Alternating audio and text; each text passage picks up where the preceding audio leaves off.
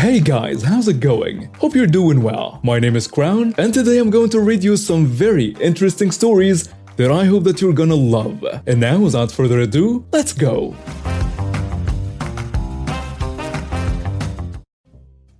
This is my encounter with an entitled crazy woman that thinks the world should always bow to her wishes. A little background: I'm single, having never remarried after my wife passed away from a sudden and deadly illness. And since the pandemic hit, my grandmother, who's in her 90s, and my cousin and her mother have been living with me. Never had any problems with them, and they do help around the house as they can and even pitch in on the bills from time to time, which I love about them. My cousin is a special needs boy and has a compromised immune system, as well as my grandma, being old, does not have as strong an immune system as she used to. As such, when I do have to go out, I take the precaution of taking a shower when I come home and put on a fresh set of clothing, taking care to not expose them to the worn set before I wash them, necessary in my view with a pandemic going on.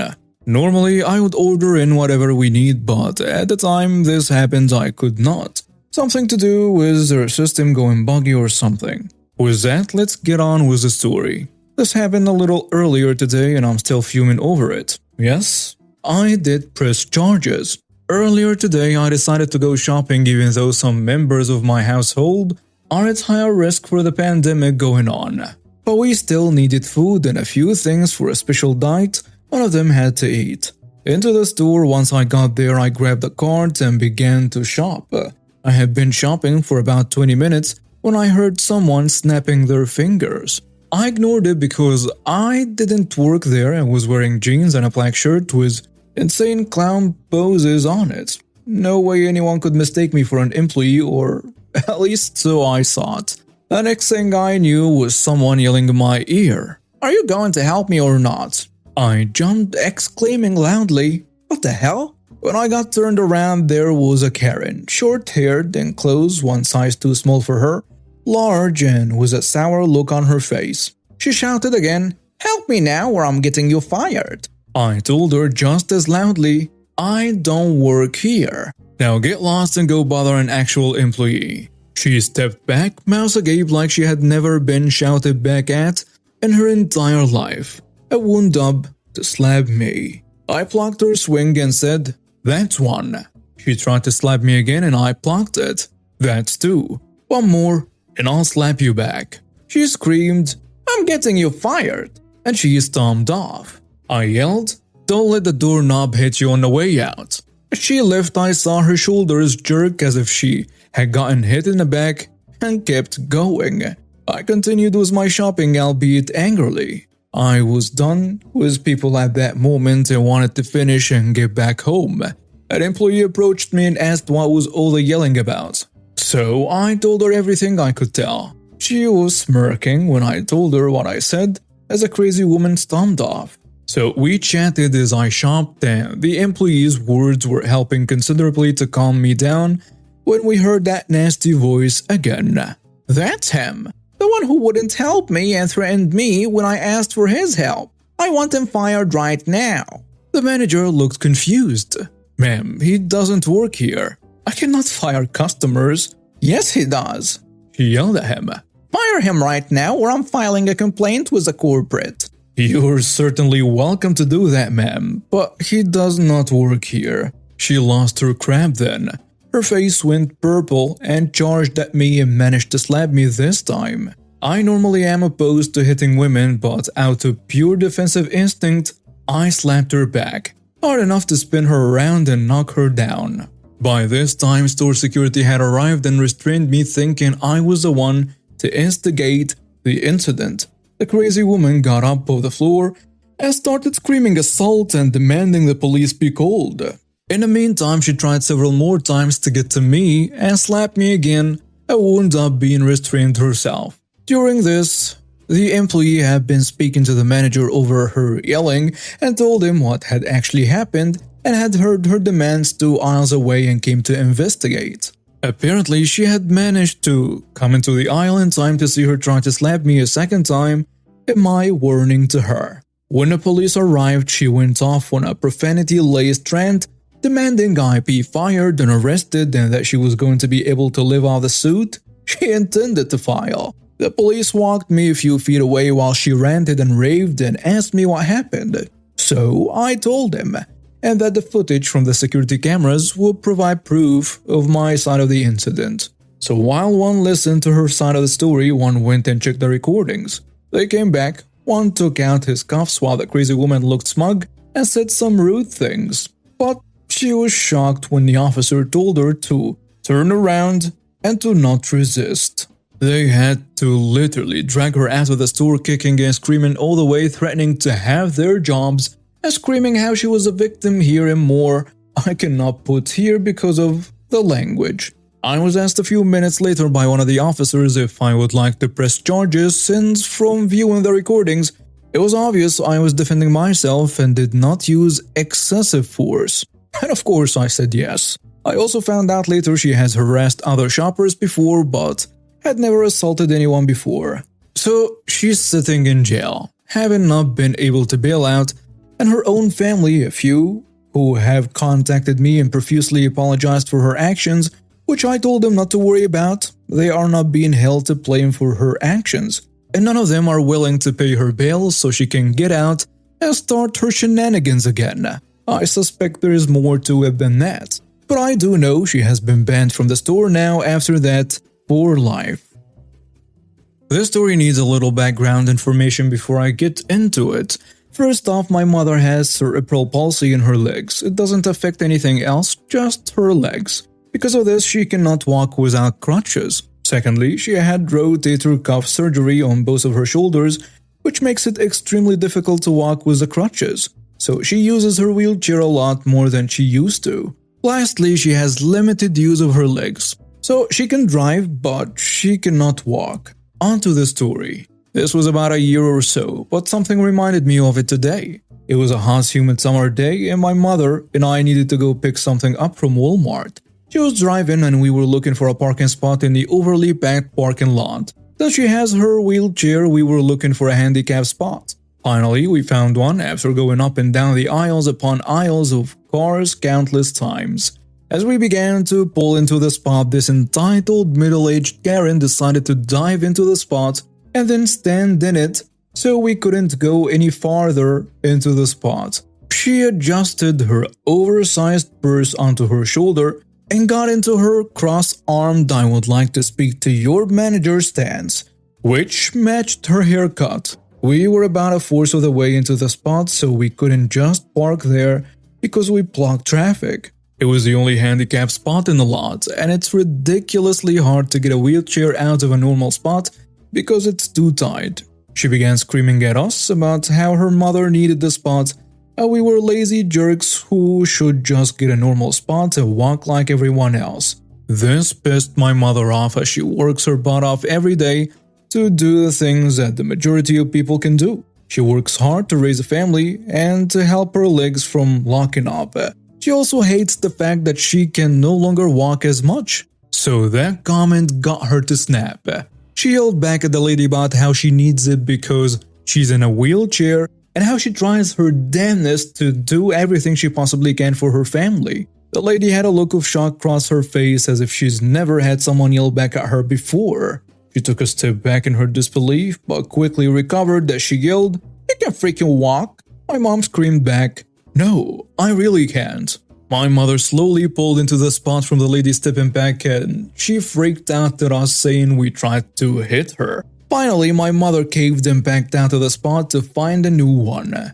She was almost in tears as she found a spot in the very back of the parking lot, but she couldn't get out because we were too tight to the cars alongside us. I angrily stormed toward this lady from the back of the parking lot, but in the midst of my anger I came up with the perfect plan. I became calm as I began to approach the lady, who then scoffed at me. I looked alongside her to her mother, who seemed about 50 or 60 and was walking perfectly fine.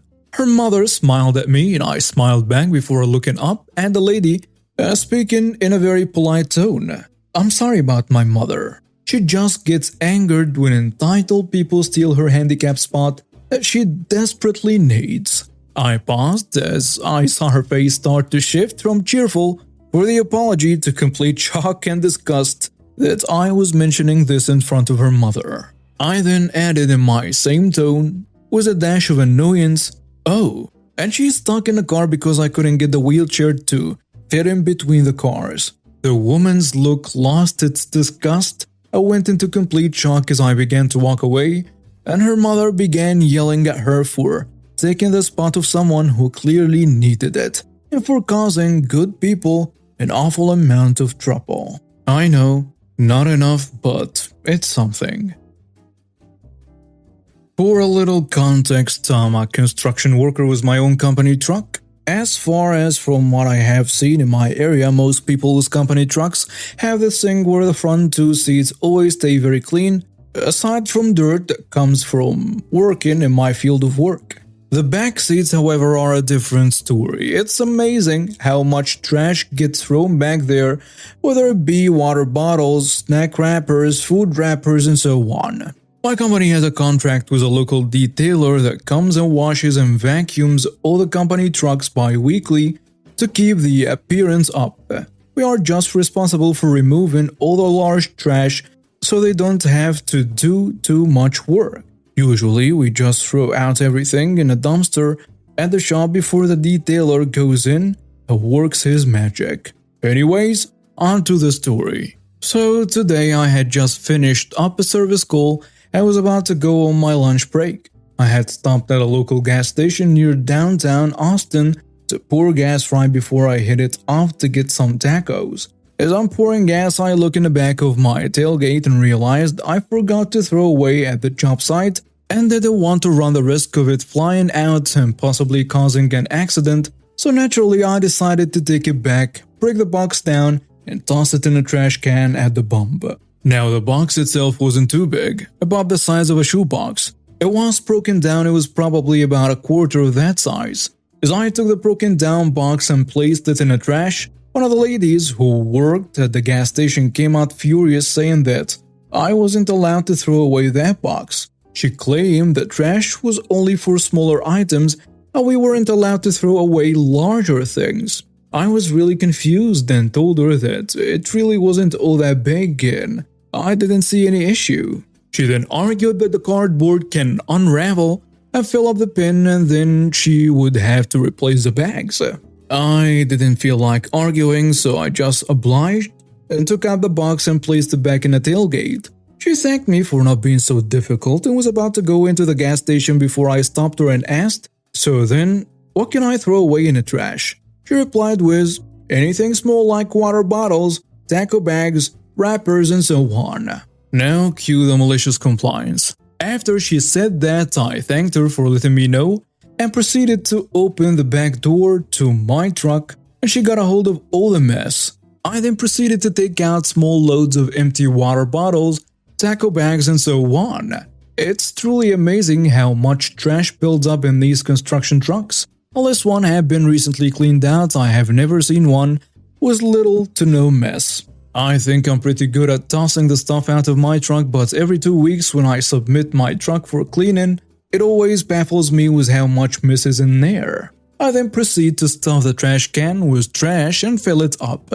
Now, granted, these trash cans already had trash in them and weren't all that big, and I didn't really press down the trash to make it more fit. I then proceeded to move to the next trash can and started filling that one up, all while looking at her with the biggest smirk on my face. She then proceeded to tell me that I cannot throw out that much stuff because it's only meant for small things that I bought from the store. I then proceeded to show her that almost all this stuff can be bought at the store she was working at. She then screams at me saying there is no way I bought everything there, and that I probably got some from other places as well. I then pulled out my company gas card that was from her gas station and told her that this was the only gas station that I'm allowed to use while in this vehicle. So yes, I come to this store a lot since it's right by my job, and most of this, other than the taco wrappers, come from here.